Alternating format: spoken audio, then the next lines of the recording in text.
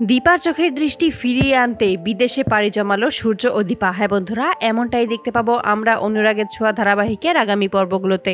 দীপা রূপাকে একবার দেখতে চায়। রূপা যখন দীপার কাছে আসে তখনই দীপা চোখ খুলে তাকায়, কিন্তু কাউকেই দেখতে পায় না, সবকিছুই অন্ধকার। দীপা তখন সবাইকে বলে লাইট জ্বালাতে, কিন্তু সূর্য বলে যে লাইট তো জ্বলেই আছে। দীপা তখন বলে তাহলে আমি কেন কিছু দেখতে পাচ্ছি না, সমস্ত কিছু অন্ধকার। তারপরেই দীপার চেক আপ করানো হয়। ডাক্তার তখন জানায় যে অজানা ঔষধের অ্যান্টিডোটের কারণেই এরকম একটা ক্ষতি হতে পারে, সেটা আমাদের জানা। সমাধান শুধুমাত্র একটাই, চোখের অপারেশন করতে হবে, তা না হলে উনি কোনোদিনও আর চোখে দেখতে পাবে না। ডাক্তার সেখান থেকে চলে গেলে সূর্য দীপার হাত ধরে বলে তোমার খুব ভয় করছে দীপা। দীপা তখন বলে ভয় করছিল, আপনি তো আমার পাশে আছেন, তাই আর কোনো ভয় করছে না। আমি তো ভেবেছি আমার সাথে তো আপনি আছেন, আমার মেয়েরা আছে, আমি না তাদের চোখ দিয়ে সবকিছু দেখবো।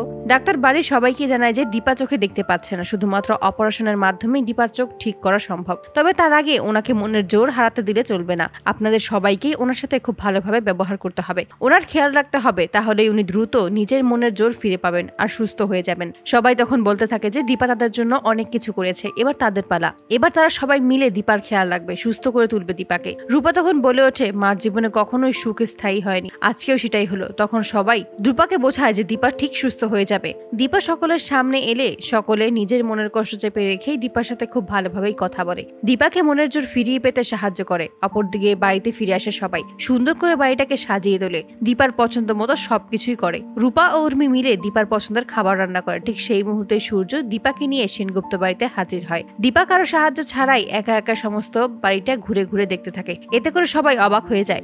সবাই বলতে থাকে দীপা সত্যিই সমস্ত কিছু দেখতে পাচ্ছে কিনা, কিন্তু দীপা বলে এই বাড়িটা তার বড্ড চেনা, তার কোনো অসুবিধাই হচ্ছে না কোনো জিনিস চিনে নিতে। সবাই তখন বলে তুমি কোনো চিন্তা করো না, আমরা সবাই তোমার পাশে আছি, তুমি ঠিক সুস্থ হয়ে যাবে। দীপা তখন বলে আমার শুধুমাত্র একটাই আফসোস রয়ে যাবে, যে আসতে চলেছে তাকে কি আমি কখনোই দেখতে পারবো না। ঠাকুর নিশ্চয়ই আমার সাথে এতটা নির্দয় হবে না। তারপরেই সূর্য বিদেশে যাওয়ার জন্য সমস্ত কিছুই জোগাড় করে ফেলে। সময় চলে আসে এবং সকলেই এয়ারপোর্টে আসে সূর্য ও দীপাকে বিদায় জানানোর জন্য। দীপার চোখের দৃষ্টি ফিরিয়ে আনার জন্যই বিদেশে পাড়ি জমানোর সিদ্ধান্ত সূর্যর। তো বন্ধুরা, তোমরা এটাই তো চাও যেন এভাবেই দীপার চোখের দৃষ্টি ফিরিয়ে আনতেই যেন এবার বিদেশে পাড়ি জমায় সূর্য ও দীপা। কমেন্টে জানাও। আর নিয়মিত আপডেট পেতে আমাদের চ্যানেলটি এক্ষুনি সাবস্ক্রাইব করে পাশে থাকো। ধন্যবাদ।